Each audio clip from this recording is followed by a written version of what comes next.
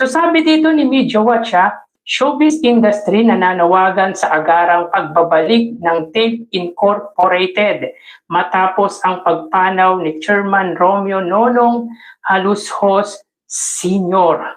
So ang tanong guys, may Tape Incorporated pa ba?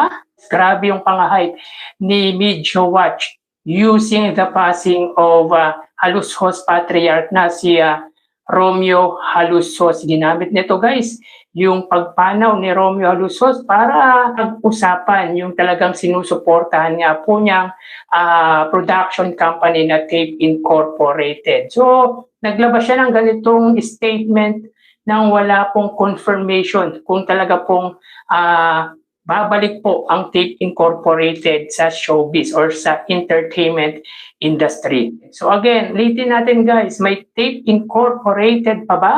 Kasi he tries, di ba? Sinusubukan niyang i-hype ang Tape Incorporated na sa pagkakaalam po natin guys ay hindi na nga po nag-exist.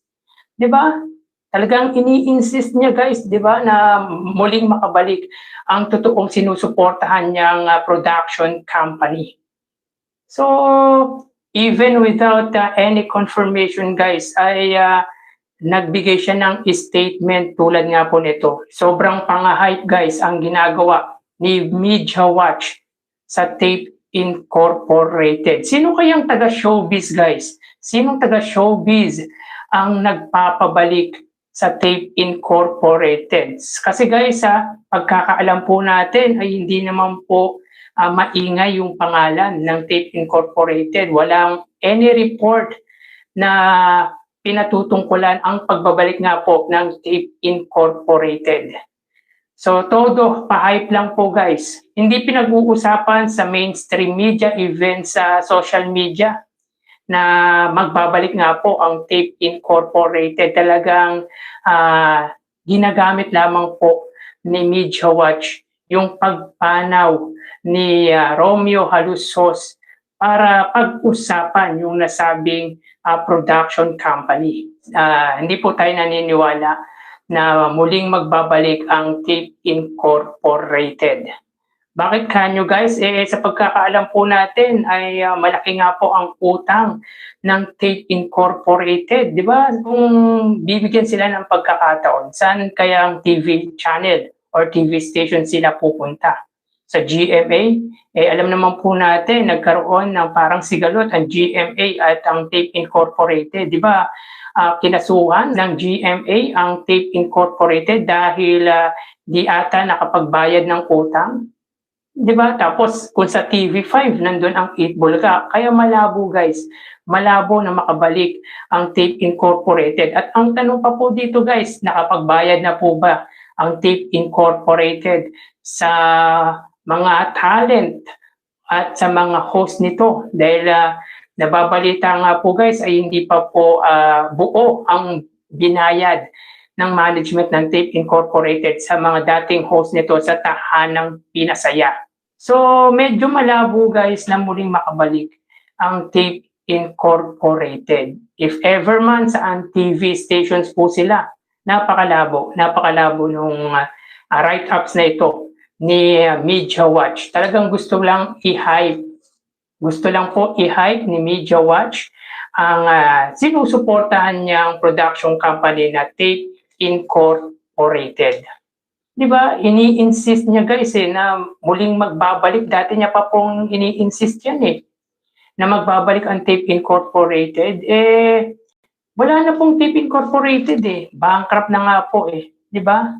Lubog na lubog nga po sila Hindi lang po yung Tape Incorporated yung lumubog, kundi pati yung politika ng mga Halushos. Lumubog po dahil wala ni isa sa kanilang pamilya ang nanalo nitong nagdaang eleksyon.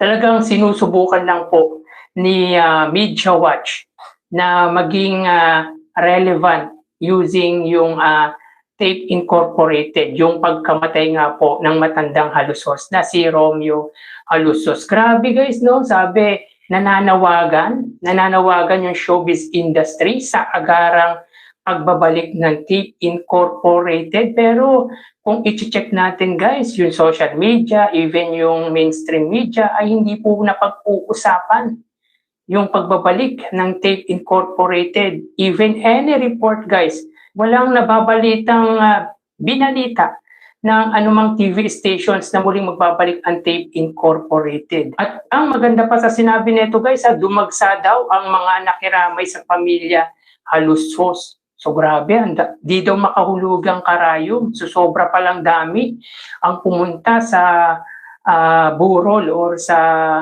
libing ng Halusos Patriarch. Well, condolences nga po pala kay Romeo Halusos sa naiwang pamilya nito. Nirespeto po natin si Romeo Halusos. At sa palagay ko, negative po ito makabalik sa entertainment dahil wala naman silang pupuntahan guys Sa GMA, hindi naman sila kukunin ng GMA.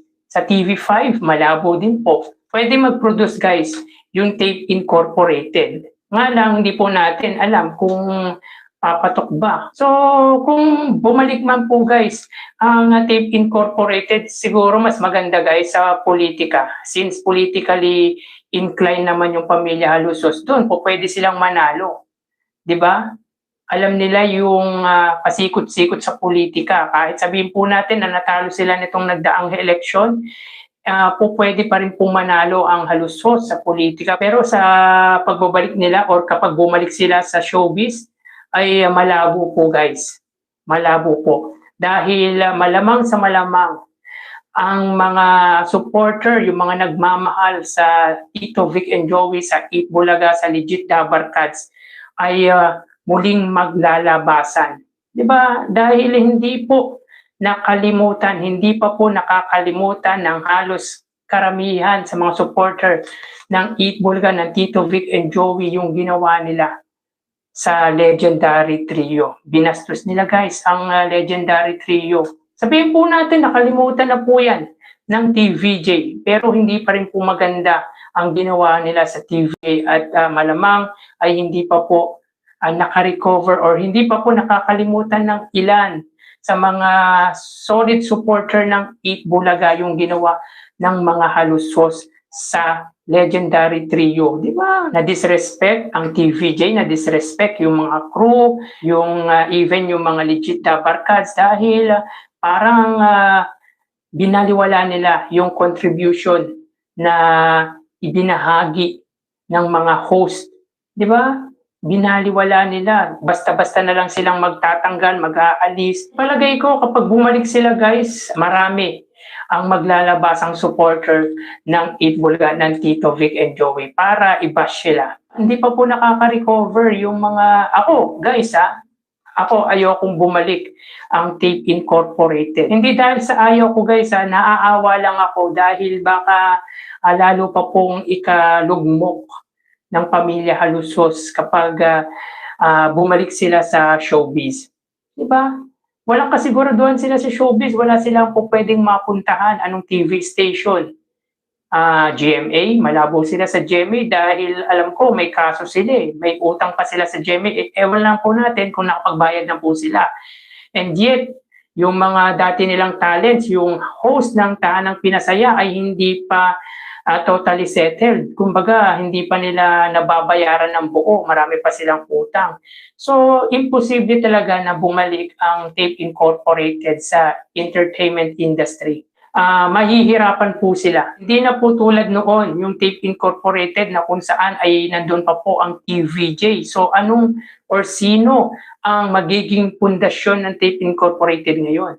Di ba? Iba na yung sitwasyon ng Tape Incorporated ngayon Wala na rin doon si Antonio Tobiera, yung kaibigan ng TVJ, di ba? Wala na doon. Wala na rin yung TVJ. So, napakalabo guys na makakabangon ang Tape Incorporated if ever man na bumalik. Hinahype lamang po ni Media Watch yung Tape Incorporated. Hinahype lang. Kumbaga, ini-insist niya na muling magbabalik. Dati niya na pong sinasabi yan. Dati niya na pong sinasabi na magbabalik ang Tape Incorporated pero magpasa hanggang ngayon ay hindi pa rin po makabalik. Diba? Hindi pa rin po sila makabalik-balik sa showbiz. Grabe naman po kasi guys yung ginawa nila. 'Di ba talagang dinikdik nila guys talagang dinikdik nila ang TVJ. Isipin nyo, inangkin yung trademark, inangkin or ginamit ang Eat Bulaga kahit hindi naman nila totoong pag-aari. Di ba? Kaya napaka-imposible at kung bumalik man, baka lalo pong lumubog or lumugmok ang pamilya Halusos. Kung ako sa kanila guys ay sa politika lang sila mag-focus yun sa politically inclined naman sila. Di ba? Alam nila yung pasikot-sikot sa politika. Doon po pwede pa silang manalo. Pero sa pagbabalik sa showbiz ay hindi natin alam. Pero kung gusto talaga nilang bumalik, choice naman po nila yan.